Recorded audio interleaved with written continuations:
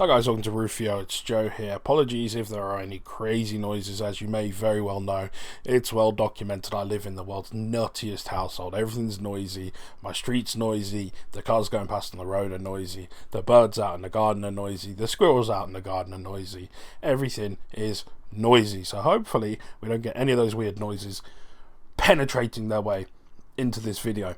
So what I wanted to show you today is nothing too special, but something I have been working on for a little bit of fun in the off season. So as you know, the Yugi competitive season for the TCG is, well, pretty much over at the moment.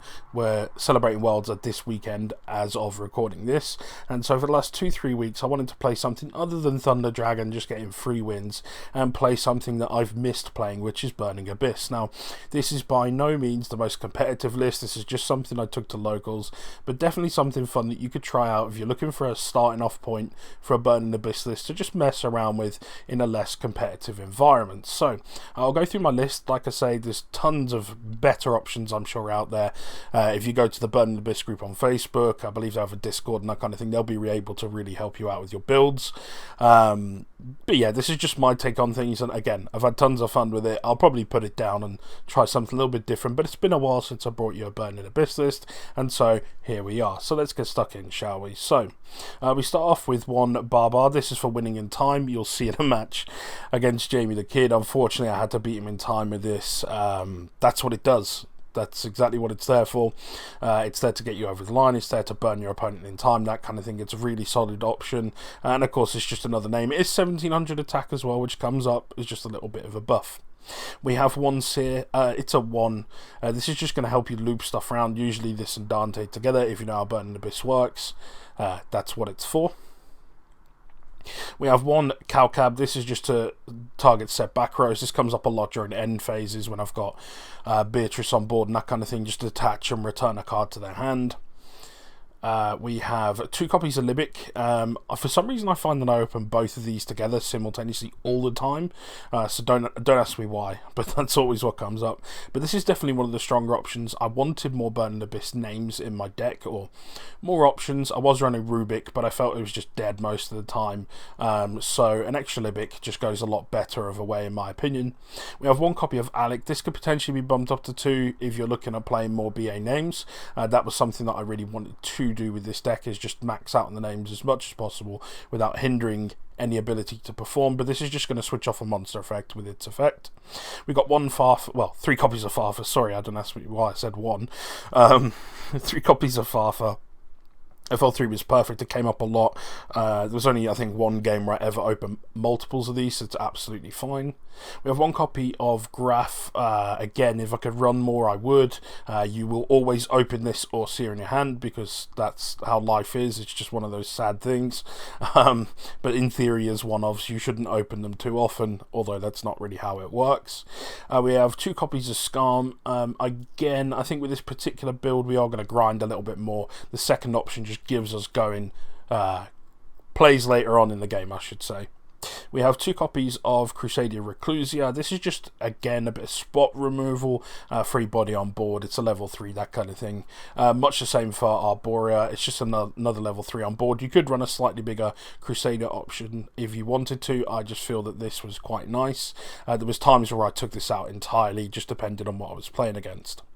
We have 1 copy of Edge Imp Sabers. I think this has pretty much become kind of obligatory in any Burning Abyss build now. Just being able to put one on top, basically rig your mill for your Dante, get this on board is just really, really handy. It also helps you go into Cherubini if you've only got 1 in hand that you can afford to get out. We have 1 copy of Torguard, still as strong as ever. Wish this would come to more than 1, but probably for good reason that it doesn't. We have 3 copies of Rhino Warrior, the pseudo BA. This is just going to help you set up a lot of your plays going into the game. Again, if you're familiar with Burning Abyss, you already know how this works. We have 2 copies of Mathematician. I felt 2 was fine. I didn't want to open multiples, and 2 was absolutely okay for that reason. We have 2 copies of Psychic Tracker and 2 copies of Psychic Wielder. These are just free summons and potentially going into synchros, just depending on what you want to do.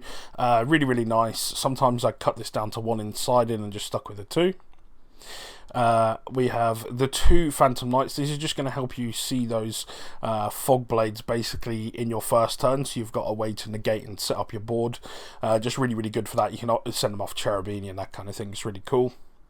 And then we have triple copies of Vanity's Fiend. So this was something I was running in the side before, but I thought I'd fully commit and go for the option of I'll either see Winder or I'll see this and just lock my opponent out of playing the game. And quite often that's how it went. Of course, occasionally people just play through it, but a good portion of the time for people who aren't prepared, this is how you win games. Just summoning this and pass can honestly be game in some scenarios. Unfortunately, running 3, I never ever saw multiples. We have 1 copy of Foolish Burial. I guess dumping anything in the grave is good. We have moved away from the Sekka build now for the most part. I think most people have. Just running extra spells and traps is just infinitely stronger at the moment. We have 1 copy of Emergency Teleport. You've got 4 targets in the deck, so just a free body on board again. We have triple copies of Allure of Darkness. This is just going to help you dig that bit deeper. I will say though that there's probably too few dark targets for my liking. This does come up okay most of the time, but there are occasions where this can be a little bit bricky, so it may be worth considering cutting this. That's entirely up to you.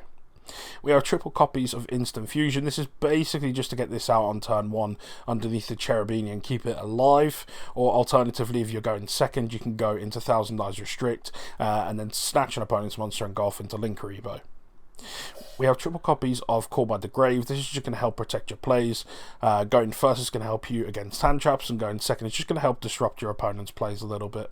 And double copies of Fogblade. This is still insanely strong. Yes, we don't have Rusty Bardiche to just be degenerate and enable us to just multiply and get multiple of these out, but it's still really, really strong. Just being able to set up even the 1 with like a Winder or a Vanity's Fiend underneath the Cherubini, and a lot of the time that can lock your opponent out of playing.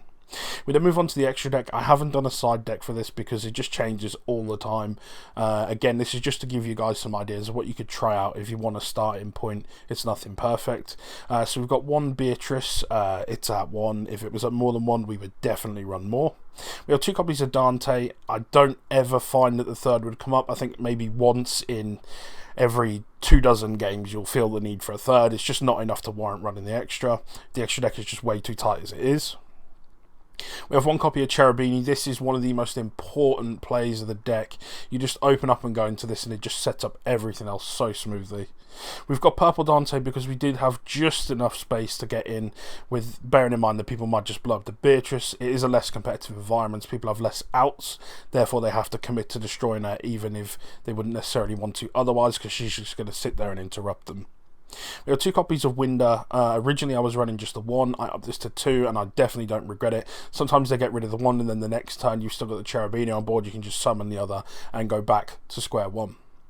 Thousand Eyes Restrict, as explained before, this is just to snatch your opponent's monsters and link off into Linkuriboh. We have 1 copy of Brionic just to kind of split their board, crack their game open, and then just go in for game, make big hits. And of course, using this in conjunction with the psychic cards is really, really beneficial. You end up with a beat stick and a free pop as well. We have 1 copy of Linkuriboh. This is just for the Thousand Eyes Restrict play, for nothing else really. We have 1 copy of Nightmare Phoenix. This is just for board breaking, good utility card, along with Nightmare Unicorn, both pretty self-explanatory I believe. We've got Topologic Trisbania because we do come up against a lot of back row heavy decks in the format, and this just doesn't have a lot of natural ways to out those back row. Most of your problematic decks that you have to deal with, stuff like True Draco, Sky Striker, that kind of thing, they can be a real problem for this deck. Having Trisbania access just helps you out them naturally. I've put in 1 copy of Apollo. This is something I pulled at Sneak Peek and really wanted to include. It never came up today. However, in past playing it has come up a couple of times. And then we've got 1 copy of Borrelsword because sometimes you do just, you know, if you're forced to go second, just summon like 4 BAs and just make Borrelsword, get any other card on board and just attack for game. Like sometimes that's how it is.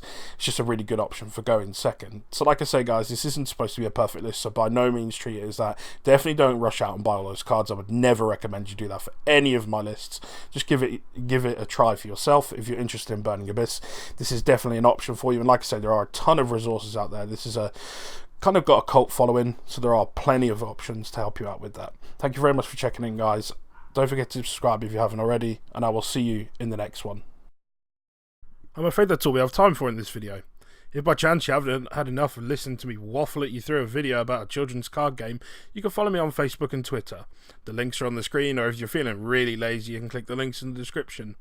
While you're at it, don't forget to hit that subscribe button so you don't miss out on future content too. It'll make me smile, I promise. And who can ask for more than that? Thanks for watching, see you in the next one.